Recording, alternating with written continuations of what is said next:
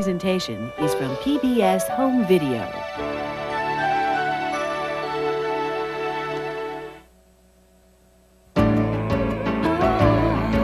This is PBS.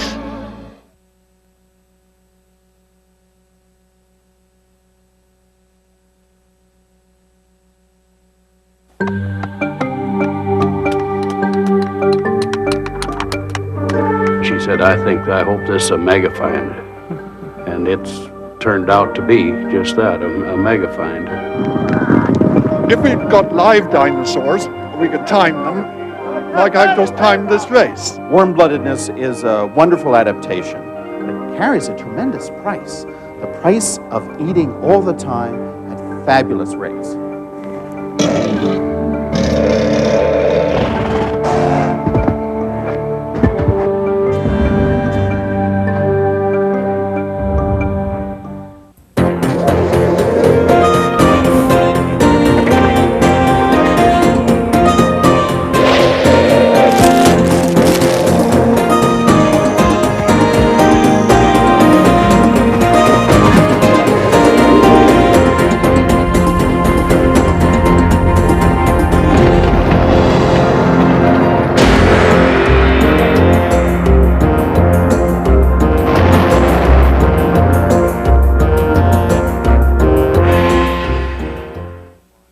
The Dinosaurs is made possible by the Corporation for Public Broadcasting and the financial support of viewers like you.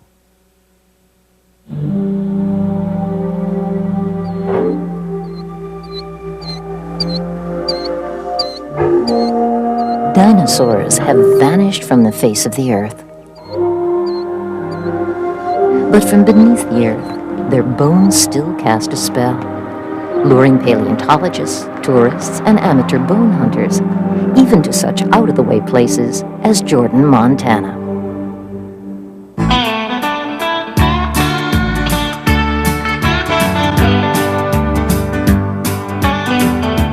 For the folks of Garfield County, prospecting for bones is a hobby that can get exciting at any moment. On Labor Day 1988, ranchers Tom and Kathy Wankel drove out into the Montana hills.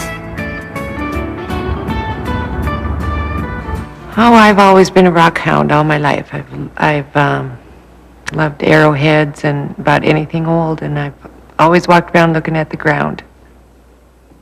Well, that morning we had the good fortune of having babysitters for our kids, so we were on our own, and we wanted to get out early when the morning light seemed to be more productive.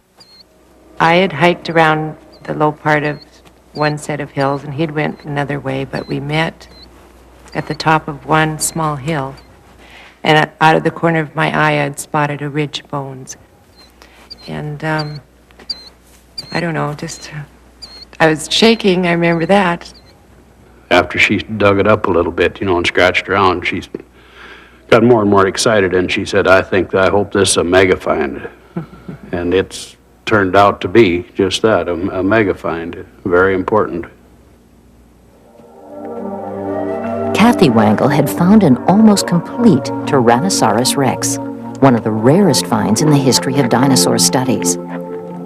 And now a crew of paleontologists from the Museum of the Rockies is painstakingly easing the skeleton out of its rocky cradle.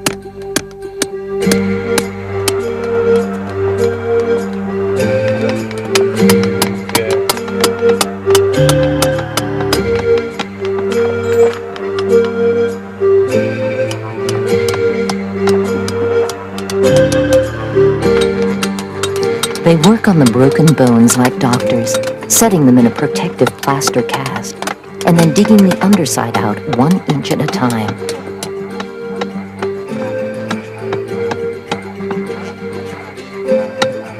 Crew Chief Pat Liegi. You're looking at the top part of the skull. This is the back here, and this is the front, where the snout would be. And this circle in here is where the left eye would have been, right here. The right eye would have been there. And this section here is an upper jaw called the maxilla, and you can see a tooth, very long tooth, extending out. It's just going right underneath the nasal of the skull. The skeleton lies twisted in the ground, just where the animal fell. But what did the beast look like when it was alive? In the past 50 years, one of the great triumphs of dinosaur studies has been to put flesh on the bones, and in so doing, to change much of what we thought we knew about these creatures.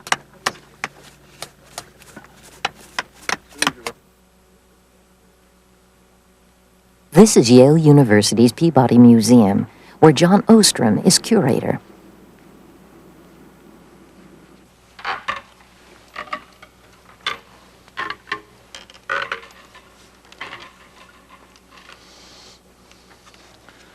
I'd like to introduce you to the largest painting in the world. It portrays time over a span of about 350 million years, from the Devonian period back in the Paleozoic, all the way up to the end of the dinosaur era, the end of the Mesozoic. It's called the Age of Reptiles.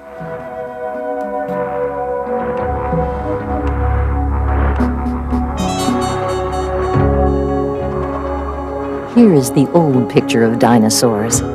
Pea-brained giants lumbering through lush tropical foliage, gorging themselves on leaves and grass. For years, the stereotype was magnificently represented by this mural. Since the 40s, when it was painted, a number of discoveries have been made, and new ideas have been thrown into the debate. And perhaps one of the most important discoveries was made by me.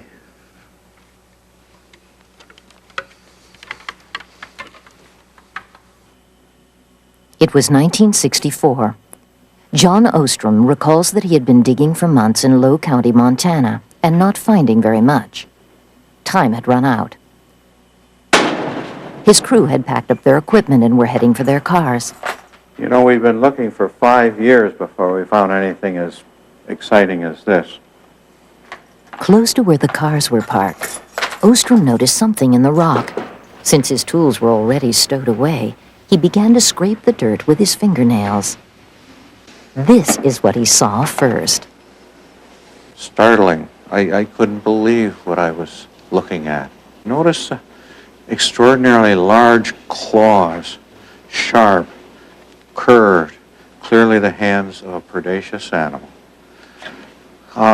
Associated, found very close to this, was this object, obviously a claw, which I thought belonged to the hand because it looks very much like the claws on those fingers. But there was no place for it to fit. And I puzzled over that for some time. But we found the answer. Turns out that that claw didn't belong to the hand at all. In fact, it belonged to the foot. But then something more came to light in our quarry, and I'll show you just a part of it. Bits and pieces of the tail, encased in bundles of ossified tendons all along each right side, left side, underneath. This made the tail completely stiff, like what I picture as a balancing pole. It kept the animal, helped the animal keep its balance while it was using those sickles on its feet for killing whatever it was hungry for.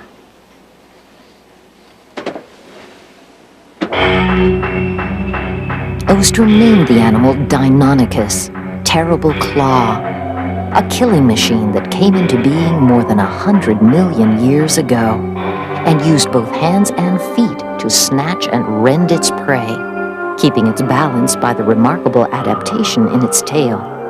Nothing like the galumphing brutes in the Yale mural, but a speedy acrobat, a racer.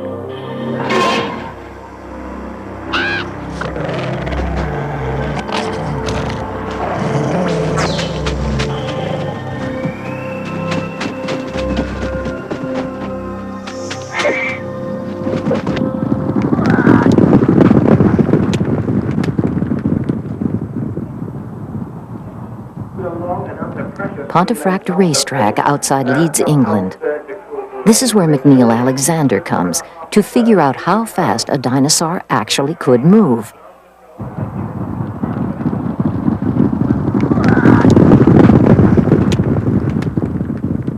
back in the 70s, people were arguing whether the dinosaurs were lumbering monsters or formidable running machines. And it wasn't an easy question to answer because the dinosaurs are dead. If we'd got live dinosaurs, we could time them like I've just timed this race. The distance was a mile. The winner did it in 105 seconds. That's about 34 miles an hour. Now, we can't do it that way with dinosaurs, but maybe there's another way. Dinosaurs did leave behind one piece of solid evidence about their rate of speed, their footprints.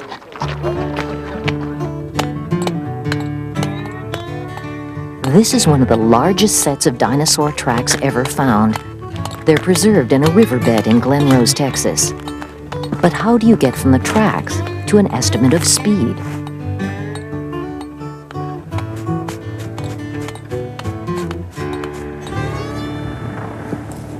Here they come, Meg. That's fine. Good, that's great. Alexander timed the speeds of different animals and then measured the stride length, the distance between footprints, of each animal. That's 3 meters 30, 10 feet 10 inches. Next, he calculated the relationship between the stride length and the actual speed. But dinosaurs were huge. How could you compare them with horses any more than you could compare a horse with a dog? There she goes. Now, she's doing the fast canter. We've slowed her down a bit so that you can see better what's happening. And now we're going to get the dog moving too. We're going to slow the dog down so that the dog is taking the same number of strides each second as the horse. We've adjusted the time scale so that they're matching, but we haven't adjusted the scale of size yet. So what we're going to do now is we'll blow up the dog, make the dog the same size as the horse. And now they're moving in just the same sort of way. Imagine the dog with a bit less hair on and with a rider on the back. And really the dog is moving just like a horse. Alexander discovered that all animals move as scale models of one another. That is to say, cats and camels, dogs and horses look the same at the same speed.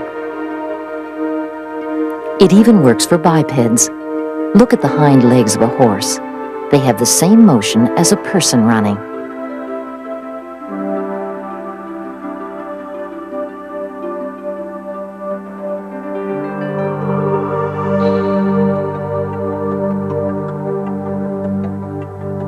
By measuring the fossil bones, Alexander knows the leg length of a dinosaur. From the tracks, he can learn its stride length, and from that, he can calculate its speed.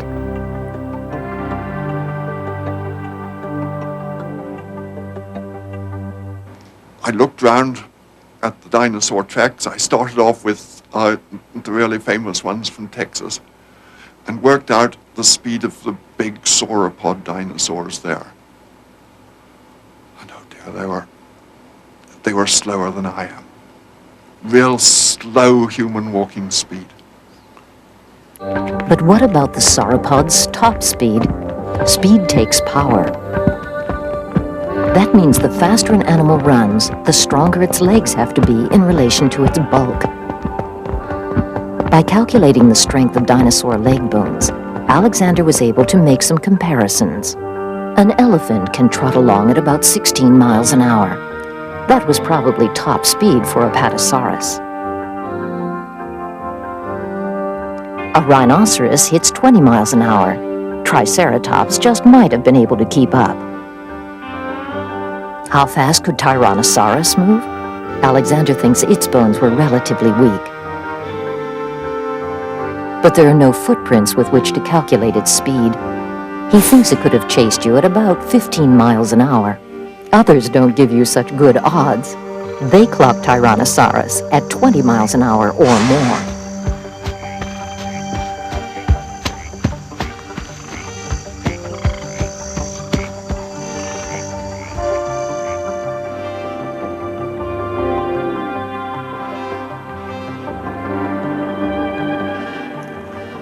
Here in Arizona, in the Painted Desert, the Alexander formula is about to be applied.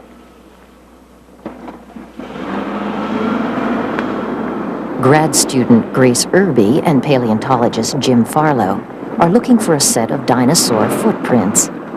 They ought to be around here somewhere, because paleontologist R.T. Bird reported in the 1930s that he'd seen them. Bird never wrote down the exact location. He did leave one clue, though, a snapshot of himself on the site. Paleontologist Scott Madsden, a colleague of Farlow's and Irby's, found the photograph in an old book. He recognized the rock formations in the background. This looks like a good match. Yeah, I think you're right. Bird's secret was out.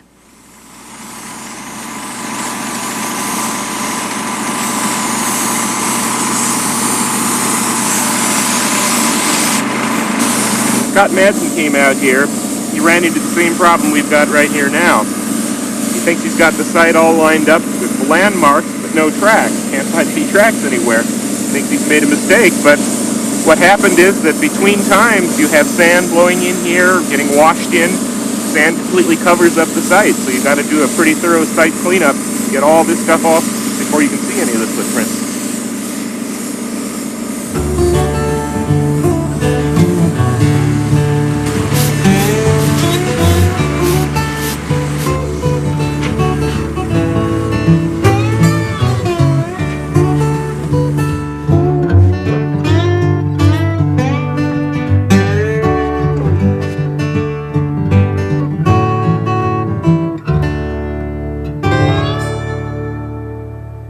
This is a very lovely dinosaur footprint site because you get a lot of footprints of both large and small three-toed, two-legged dinosaurs here.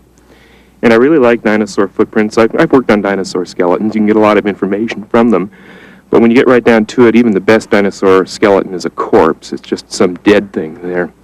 Whereas when you look down at those dinosaur trackways down there, you see where the animal goes one step after another. It's almost like a kind of time machine back into the days of the giant reptiles. These tracks belong to a theropod, a meat-eating dinosaur about the size of an ostrich.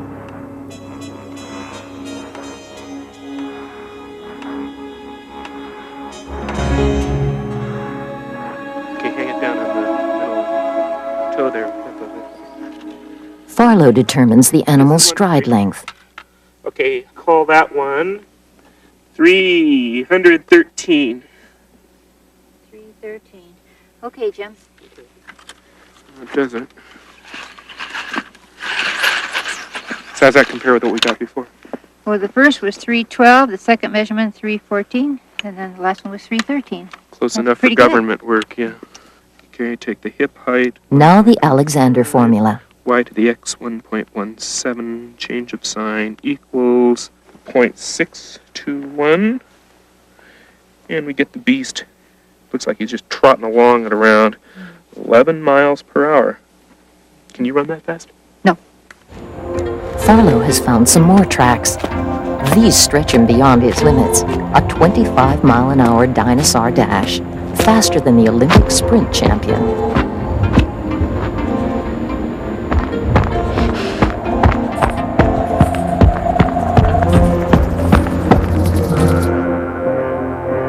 This in turn raises a new question. A hot-blooded animal, a lion for instance, keeps its body temperature constant and is active even on cold nights when the external temperature is low. It does this by a process scientists call endothermy. A cold-blooded animal, by contrast, will be cold and inert when the air around it is cold, and active only when its internal temperature is raised by the warmth of the sun. When the cool night air returns, back the animal goes to its resting state. Scientists call this ectothermy. Today, most fast-moving agile animals use endothermy. They are hot-blooded. But dinosaurs are supposedly reptiles, and reptiles are cold-blooded. So were dinosaurs hot-blooded or cold-blooded?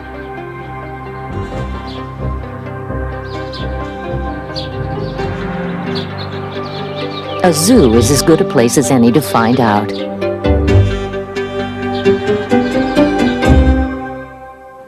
Paleontologist Bob Bacher. We're here in the National Zoo, where they're about to feed fabulous furballs, that is, small mammals, hot-blooded animals. And the essence of being hot-blooded is eating lots, eating all the time. If you're hot-blooded, your body furnace just churns up calories, your dietary chores are just never done, never. Cold-bloodedness is a whole different thing. Good example, a meat-eating cat in the wild. How much does your Jeffrey's cat weigh, about? Approximately 8 pounds. 8 pounds, okay. Total weight of food you'd offer it? We offer between 3 to 5 pounds. 3 to 5, like, okay. Here's 5 pounds of meat. That's a weekly ration for a small carnivorous mammal, small hot blood. Let's exchange the mammal for a lizard now. Okay. Cold-blooded lizard on the same diet in the same habitat, a zoo or the wild, you would only need the corner of this.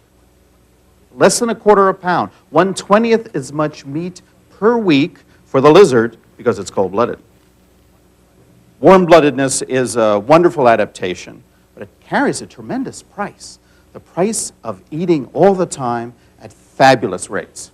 The enormous difference in food intake between reptiles and mammals gives Bacher what he needs to test his idea about dinosaurs. Among hot-blooded predators, there's a definite ratio of predator to prey. If a predator is hot-blooded, it needs to eat 50 times its own weight a year to stay alive, with the result that among hot-blooded animals, 2% are predators, the rest are prey. A cold-blooded predator, on the other hand, such as a crocodile, needs to eat only 5 times its own weight a year to survive. So the percentage of predators to prey is higher. When you look at the dinosaurs that have been collected, what percentage are predators? A hot-blooded 2% or a cold-blooded 20%? Well, I'll tell you what the number is. The number is 1 to 3%. 1 to 3% of all the dinosaur tonnage is meat eater, and that's a hot-blooded number. A hot-blooded reptile? Such a creature exists nowhere else in nature.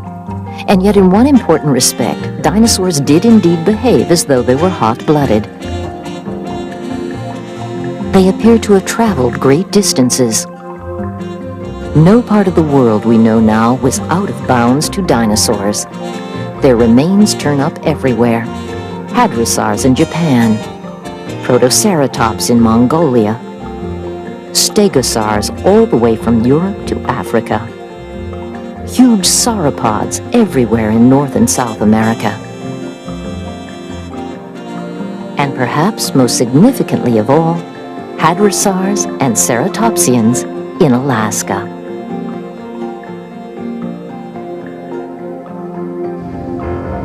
The North Slope of Alaska, 100 miles above the Arctic Circle. Most of the year it's a frozen wasteland, but for a month in summer, the temperature climbs as high as 40 degrees. A team of scientists has taken advantage of the relatively balmy weather to look for evidence that would help settle the debate over dinosaurs' body temperatures.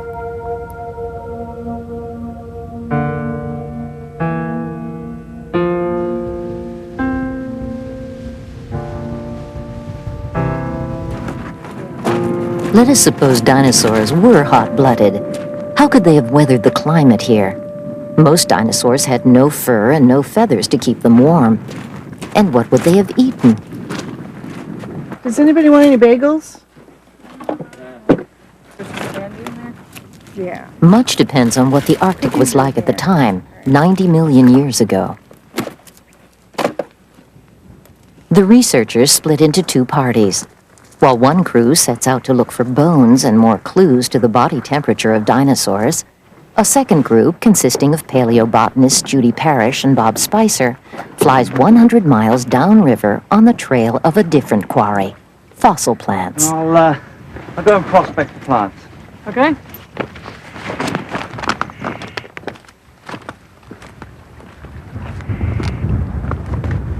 Judy Parrish. This is an impression of a log that's about 90 million years old.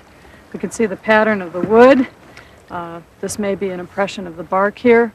And we can see that it was a large tree. We know from other samples of trees from this age rock that these trees had very wide growth rings. And what that tells us is that during the growing season they grew very happily. Tree rings have got usually light and dark bands. The light band is laid down when the tree is growing during the summer, and the dark band is laid down in the fall if the growing season has a cool part to it.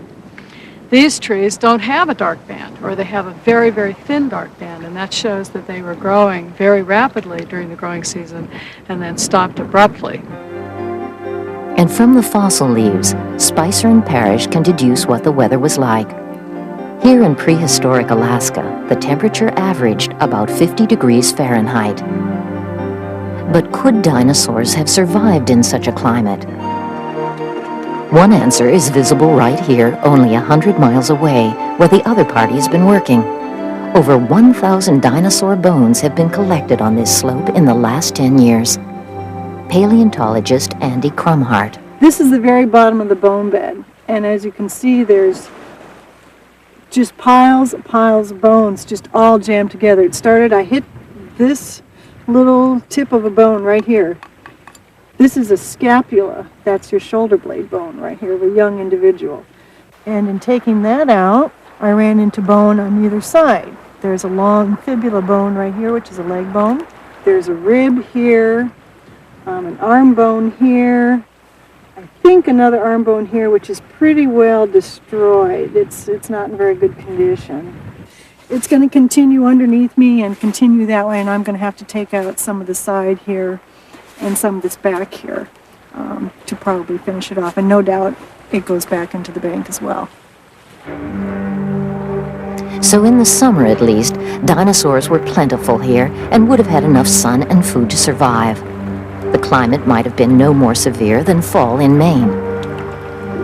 But what about the winter, when the sun would shine as little as 4 hours a day? What did the dinosaurs do? Did they hibernate?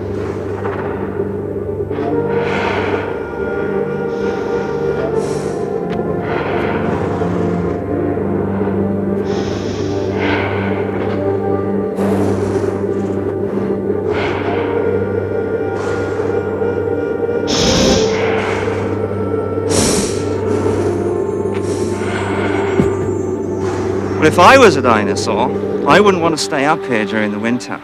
3 months of darkness and temperatures probably falling down to around about freezing point. So, like many modern caribou, for example, I think that the dinosaurs probably migrated.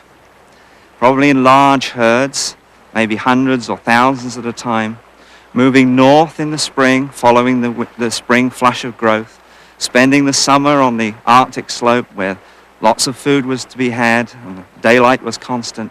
And then as the year waned and the winter came on, moving south again, following the food resources.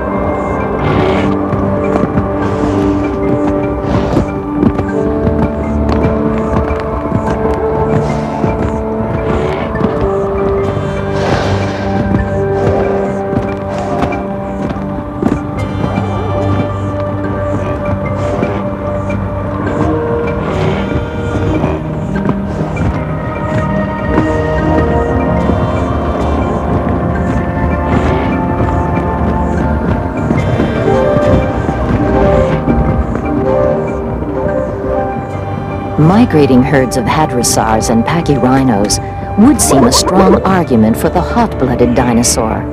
It doesn't seem possible that a cold-blooded animal could muster the sustained energy to make a journey of hundreds of miles in almost freezing weather. But maybe they could.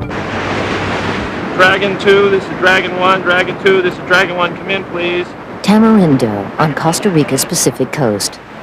Yeah, this is the north team. I'm reaching the end of my run, and I haven't seen any tracks yet. I think it's a little early. Jim Spotilla is an animal physiologist from Drexel University in Philadelphia. Along with his colleagues, he's looking for a leatherback turtle. The leatherback is the largest extant marine reptile, and every year it makes a 2,000-mile journey to tropical Costa Rica from cool northern Pacific waters to lay its eggs.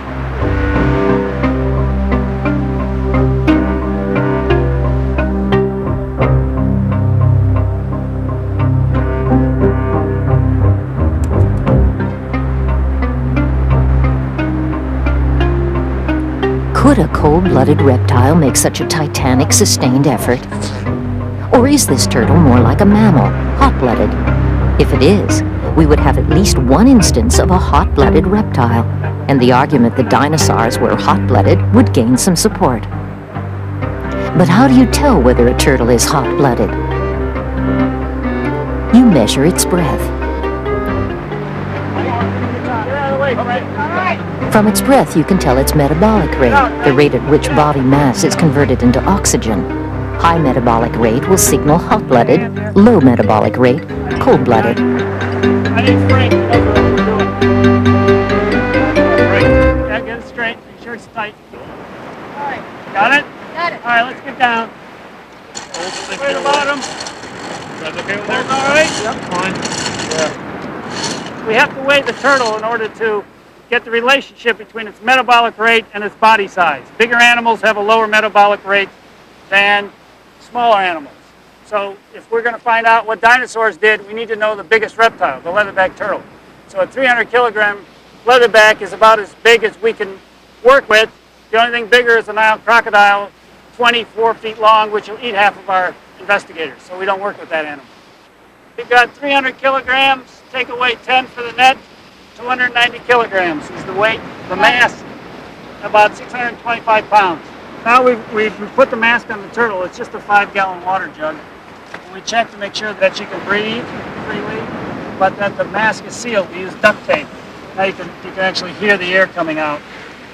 And you want to keep that valve in, just keep it all down in there. We don't want sand on it. Keep it down until we're ready. I'll show you how to do it.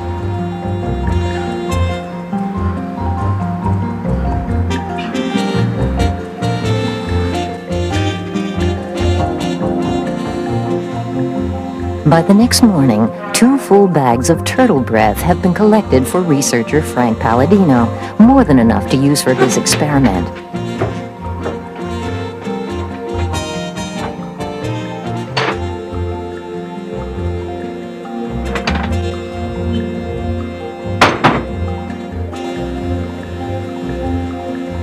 He analyzes the turtle's breath for oxygen and carbon dioxide content. From that, he will derive the metabolic rate. That, in turn, will tell him whether the turtle is hot or cold-blooded.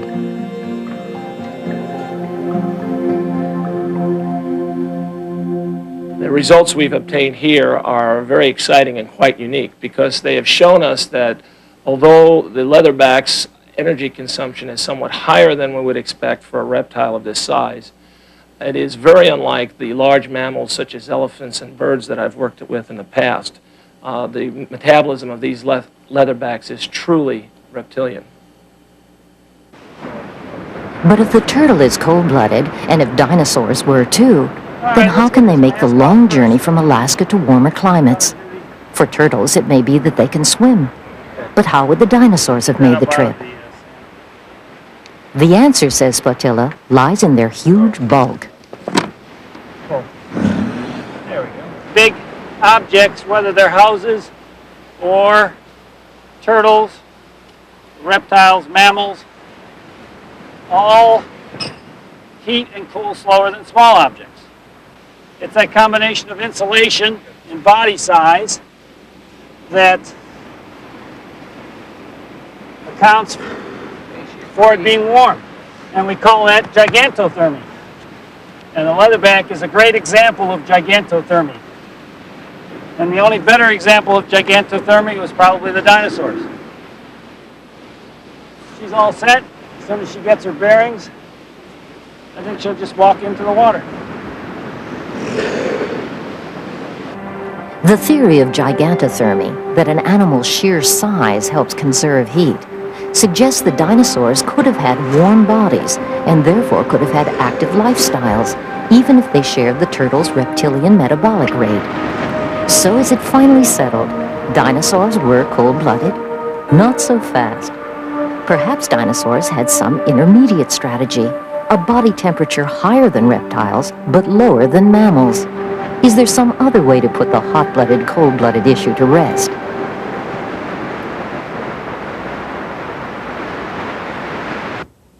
Paleontologist Jack Horner. What we have here is a nest of baby duck-billed dinosaurs, maiasaurs, and an adult.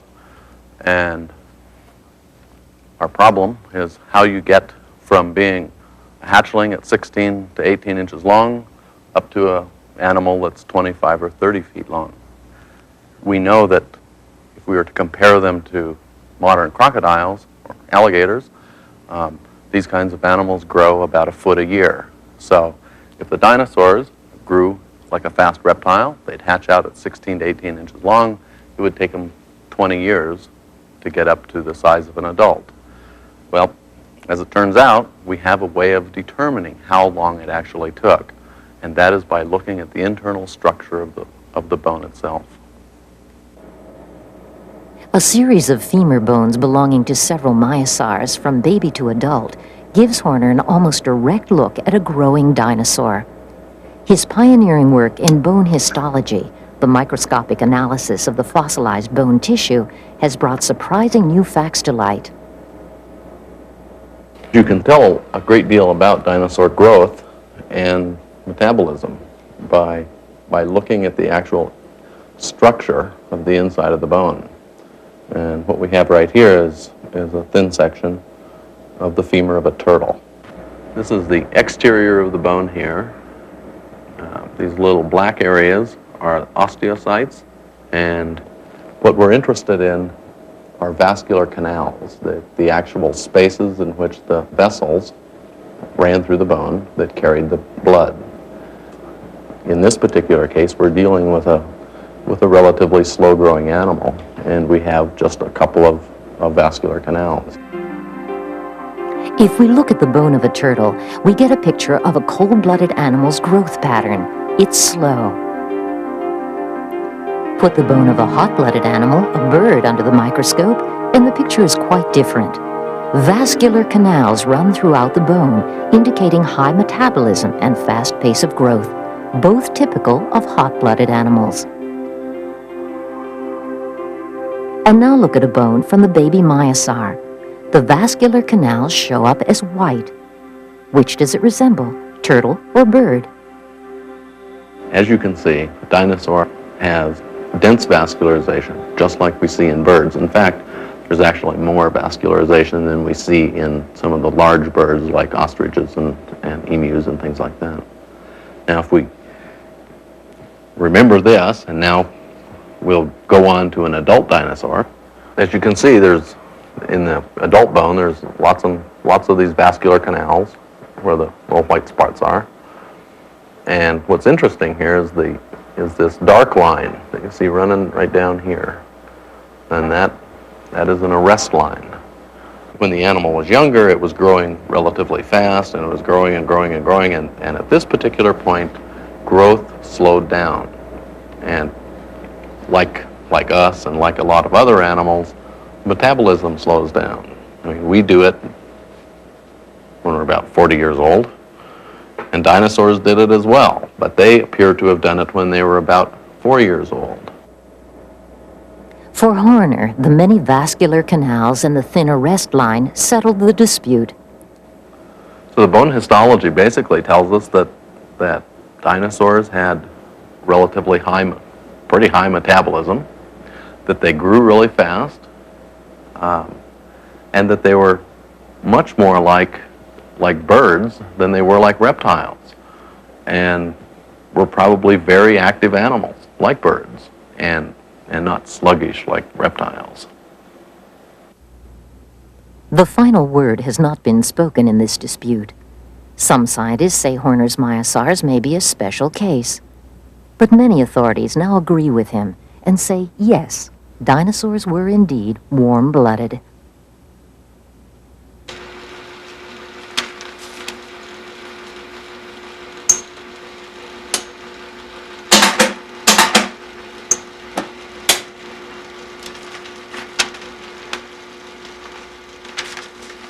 Migrating dinosaurs, running dinosaurs, dinosaurs as active as birds.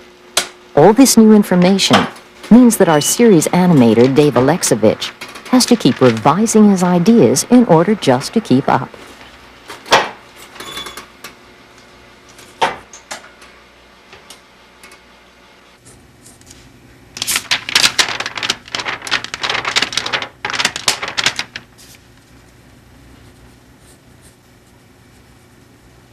For help with his stegosaur, he goes to Bob Bacher.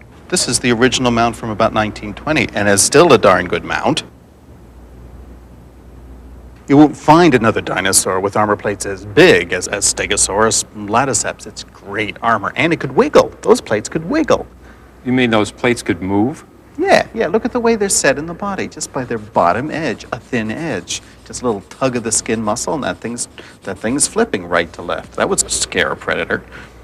In fact, this whole animal is incredibly flexible from nose to the hips. There's no stiffening anywhere in the torso. There's no stiffening in the shoulder. That body could twist from side to side and turn itself into a U-turn. I mean, this is Mesozoic martial arts with a lot of choreography. And the reason for all this choreography is at the tail end are the four anti-predator spikes. Really, really sharp. Great design. Super to draw, super to animate, I bet.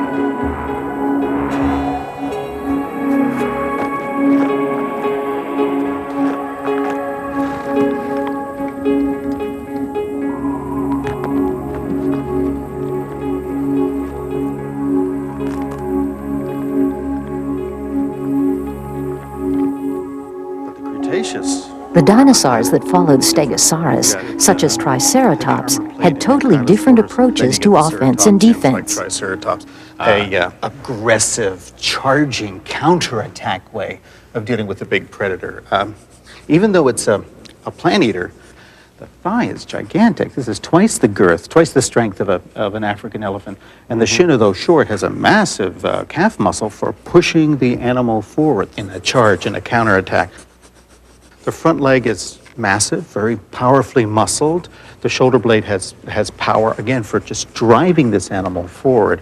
And if you look under the head, you can see the ball and socket joint where the neck meets the head, just about at the center of gravity, so that head can pivot in every direction. I need to know where that let me show you point. that. It's right here, just below the eyes, in between the horns, and the muscles then can switch that head up and down and sideways easily. It's got to do that. Look where the eye sockets are. The eyes face sideways, like a rhino's, so it's scanning the horizon while it's chewing. It sees a predator, it thrusts forwards, and the neck muscles move that head up and away, up and away, up and away, like a combination giant rhinoceros and Brahma bull.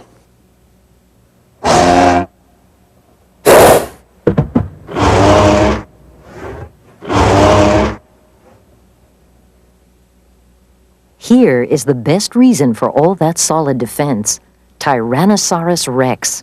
Not every dinosaur was a peaceable grazer. Some ate meat, a lot of meat. And from Bob Barker, our animator gets a picture of the mechanics of this bone-crushing carnivore. Right here in the power plant, we should see a gigantic set of lungs and a gigantic heart.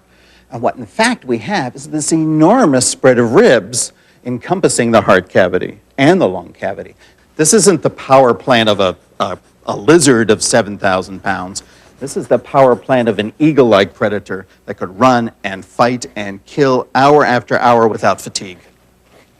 These teeth are unusual. They're strange. They're not sharp. They're like great steel railroad spikes for jamming into tendon and bone and splintering backbones and killing with one tremendous crunch. So I envision a hunt of T-Rex. Let's say this young female with chicks to feed. She's out searching with those forwardly facing eyes, searching the landscape for a triceratops she can cut out from the herd.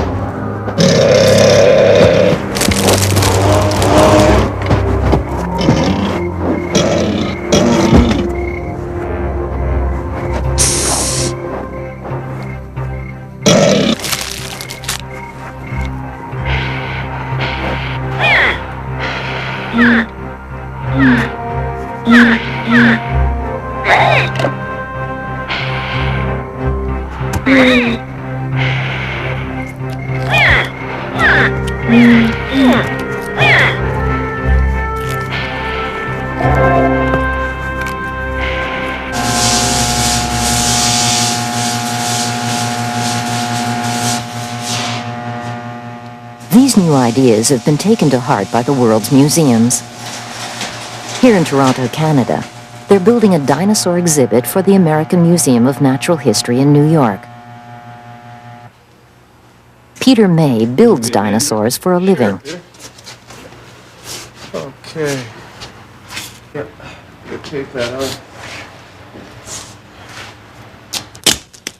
Just the front pin.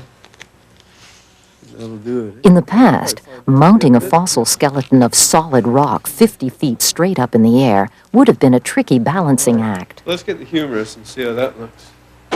Check the articulation on that. But now, using lightweight plastic casts, copies of the original bones, the Titan becomes almost a featherweight. Yeah, we do. I got a couple on the... If we put the original animal up here, it'd weigh probably well over a ton. And the animal that we've got is going to weigh probably 300-400 pounds. It's going to be a very dynamic pose. And we have pilot scientists come up today from the American Museum in New York, and it's their first look at it. It's going to be our first look at it, and it's going to look pretty good. Well, Oh, you don't think so? Well, I'm working. Jack McIntosh is perhaps the world's leading sauropod expert. The thing is, the sternal plates that that Dan has out at Dinosaur National Monument, which are in place, have this much space between them.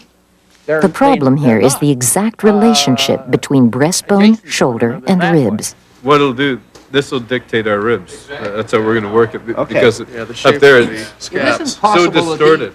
It up at isn't the possible vertebrae. that these come down a bit further, is it? Right there. Yeah. Okay. Yeah, you can see where That seems to be an articulation, right? Right here. Okay, all right, fine, good. And this may have been connected in life, because I mean, this is Sure. definitely a cartilage surface. Sure. That looks great. Okay, that looks good to me.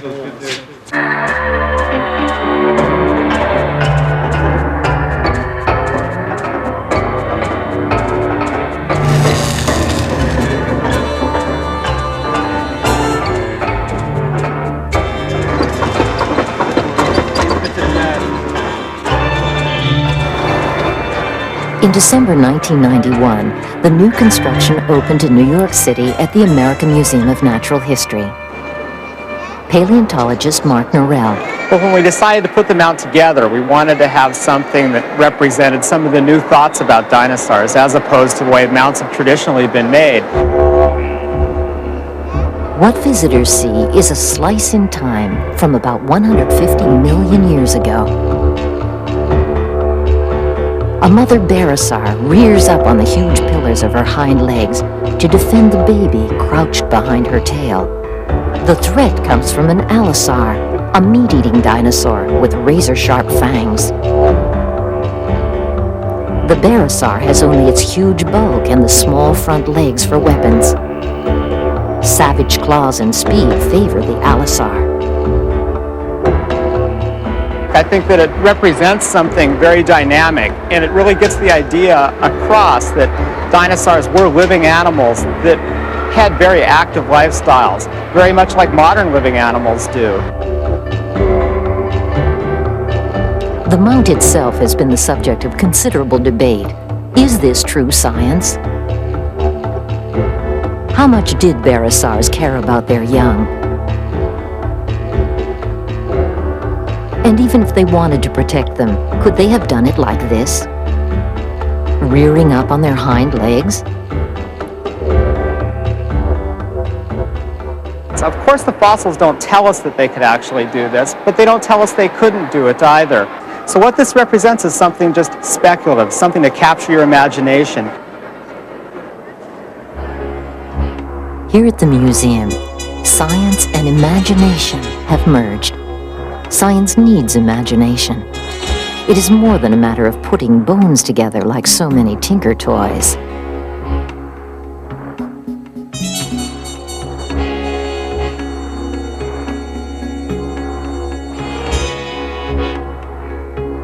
This exhibit could have been assembled only by a coalition of science, informed guesswork, and creativity.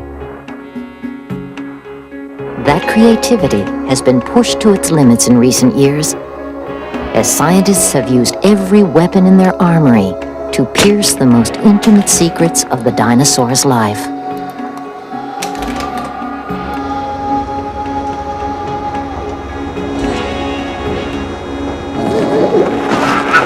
How they ate,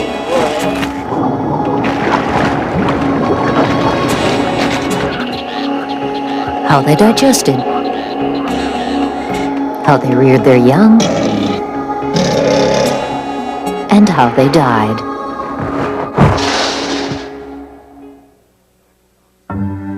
Next time on The Dinosaurs. I knew that if we were going to tell the story of the origin of dinosaurs, we had to come here.